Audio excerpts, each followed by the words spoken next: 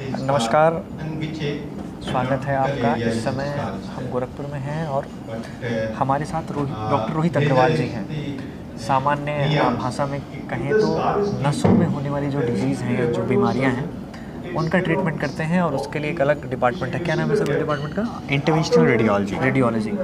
तो उसके ये विशेषज्ञ हैं और गोरखपुर जैसे जगहों पर तो शायद इस तरह की विशेषज्ञता रखने वाले डॉक्टर नहीं होंगे। लखनऊ में आप सेवाएं दे रहे हैं मेदांता के थ्रू। सर, सबसे पहले तो ये बताइए कि जो नशे हैं उनमें जो समस्याएं आती हैं वो मुख्य तौर पर किस तरह की समस्याएं होती हैं? देखिए, खून की जो नसें होती हैं, जैसे हम जानते हैं कि भाई हृदय के अंदर, हार्ट के अंदर हार्ट अटैक आता है। हाँ। उस तरीके से बाकी जो नसें हैं शरीर की, उसके अंदर ब्रेन अटैक आता है, जिसे हम बोलते हैं स्ट्रोक। हाँ, स्ट्रोक है ना। अगर जैसे हार्ट की नस बंद हो जाए तो हमारा हार्ट अटैक आ जाता है ना, हार्ट चलना बंद कर देता है। उसी तरीके से अगर दिमाग की नस में खून का थक्का चला जाए तो उसे हम स्ट्रोक बोलते हैं, यानी लकवा मारना बोलते हैं। पैर की नसों में चला जाए तो उसे हम बोलते हैं एक्यूट लिम्ब इस्कीमिया, यानी कि पैर जो है बिल्कुल काला पड़ना शुरू हो जाता है। तो हार्ट के ब्रेन हेमरेज भी लगभग ब्रेन हेमरेज जो होता है वो नसें फूलने की वजह से, कभी कभी नसों से ब्लीडिंग होती है, उसकी वजह से होता है। तो ब्रेन हेमरेज का भी नसों के अंदर के थ्रू जो तकनीकों से हम इलाज करते हैं वो हम रेगुलरली वहाँ पे कर रहे हैं मेदांता में। उसको हम बोलते हैं एंडोवास्कुलर ट्रीटमेंट ऑफ एन्यूरिज्म या फिर एंडोवास्कुलर ट्रीटमेंट ऑफ सेरेब्रल एरियम मैल्फॉर्मेशंस एक्सेट्रा। तो सर, जो इस समय जो सामान्य लोग समझते हैं कि हार्ट अटैक आया, तो उसे अगर आसान भाषा में कहें तो क्या होगा? जैसे कई लोग सुने तो हैं कि हार्ट अटैक आ गया, क्या क्यों आता है हार्ट अटैक और क्या होता है हार्ट अटैक? मैं ये बोलूँगा कि हार्ट अटैक जो होता है उसमें आपको जो राइट लेफ्ट हैंड होता है आपका ना, उसमें पूरा दर्द होगा, हार्ट में बिल्कुल कॉन्स्ट्रिक्शन के जैसे इफेक्ट आएगा।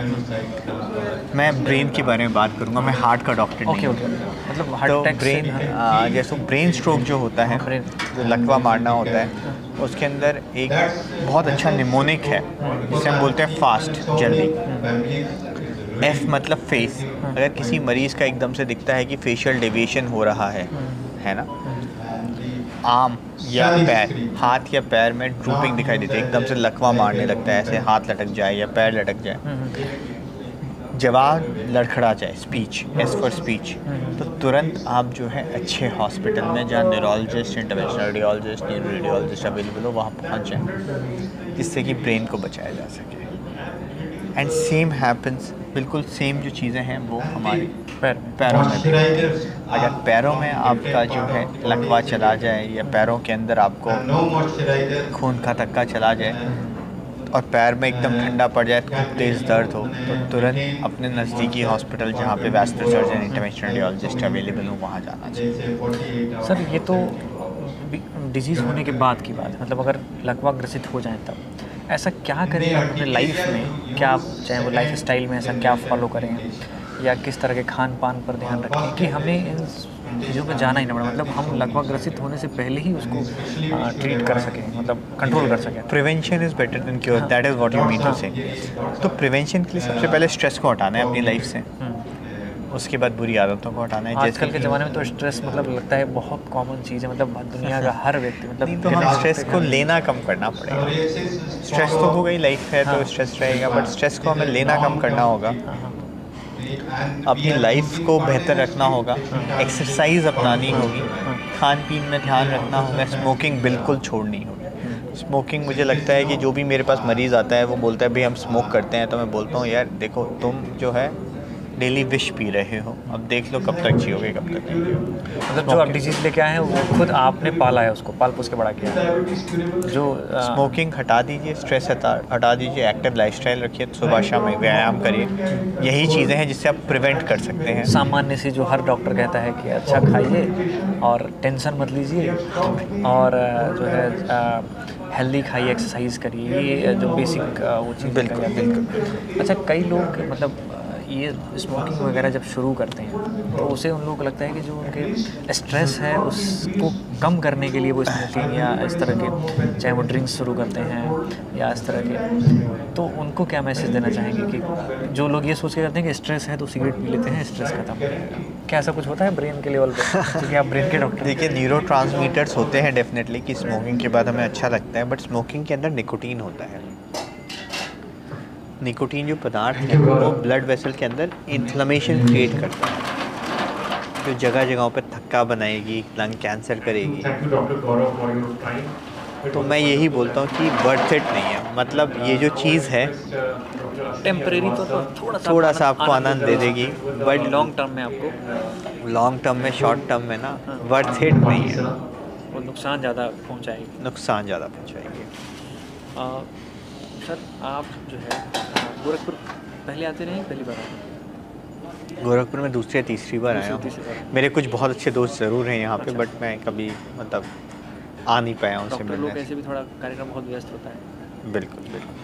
तो गोरखपुर में इस तरह की सुविधाओं को लेकर क्या देखते हैं? मतलब अभी मैं ये बोलूँगा कि मुझे ये उम्मीद है, पूरी उम्मीद है कि अगले कुछ सालों में गोरखपुर में डेफिनेटली हमारे पास ये सारी सुविधाएं उपलब्ध रहेंगी। हम लोग अपने सेंटर पे कोशिश करते हैं लोगों को ट्रेन करें, पेरीफ्री में भेजें। बहुत सारी वर्कशॉप्स करते हैं जिसके थ्रू हम लोगों को अट्रैक्ट करते हैं कि आएँ, मिलें, सीखें और अपने शहरों में जाके करें। अभी आप गोरखपुर में आप लोग इसी उद्देश्य से आए हुए हैं कि एक सेमिनार आप लोग स्ट्रोक 24 आवर, मतलब जो बहुत, ये बताइए कि अभी जो अभी हम लोग सेमिनार अटेंड कर रहे हैं तो बताया कि 24 घंटे जो है स्ट्रोक आने के वो बहुत इंपॉर्टेंट होते हैं, वो कैसे होते हैं और थोड़ा आसान बात। देखिए, मैं आपको ये बता सकता हूँ कि कभी भी मरीज़ को लकवा मारना शुरू हो, कमज़ोरी आए या कभी भी ऐसा लगे कि भाई हमारी आवाज़ में लड़खड़ाहट आ रही है, तो हमें वेट नहीं करना चाहिए, तुरंत हॉस्पिटल जाना चाहिए। क्योंकि टाइम जो होता है वो बहुत इंपॉर्टेंट होता है। ऐसा नहीं है कि हमें 24 घंटे वेट करके फिर जाना चाहिए, 24 घंटे की विंडो। हम तुरंत जाके अपने मरीज़ की जान एज सून एज पॉसिबल, हो सकता है जान बचा ले जाए, हो सकता है उसको लकवा ग्रसित होने से बचा पाए। किसी मॉर्बिड पेशेंट, मतलब लकवा ग्रसित पेशेंट की ज़िंदगी जो है मरे हुए मरीज़ से भी ज़्यादा बदतर है। मतलब मरने वाला तो एक बार मर जाता है, जो लकवा है वो ज़िंदगी भर के लिए डेली मरता है, डेली देखता है कि यार अपना काम नहीं करता। चूँकि आखिरी ये जानना चाहेंगे कि जो लकवा ग्रसित एक बार हो जाते हैं तो उन पर क्या दुनिया भर में तमाम रिसर्चर्स मेडिकल क्षेत्र में हमेशा चलते रहते हैं, क्या ऐसी कुछ उम्मीद दिख रही है कि जो लकवा ग्रसित हो गए फिर उनको उस? देखिए, ये जो चीज़ें हैं, आप मिरेकल्स की बात कर रहे हैं, है ना, जादू होता नहीं है मेडिकल फील्ड में। धीरे धीरे करके डेफिनेटली कुछ पावर वापस आती है, बट हाँ, मिरेकल्स अभी नहीं है। कुछ आर्टिफिशियल इंटेलिजेंस में काम चल रहा है, जब वो आ जाएगा सामने तो फिर उसके बारे में बात की जाएगी। सर, आपने इतना कीमती समय इसके लिए बहुत बहुत धन्यवाद। Thank you.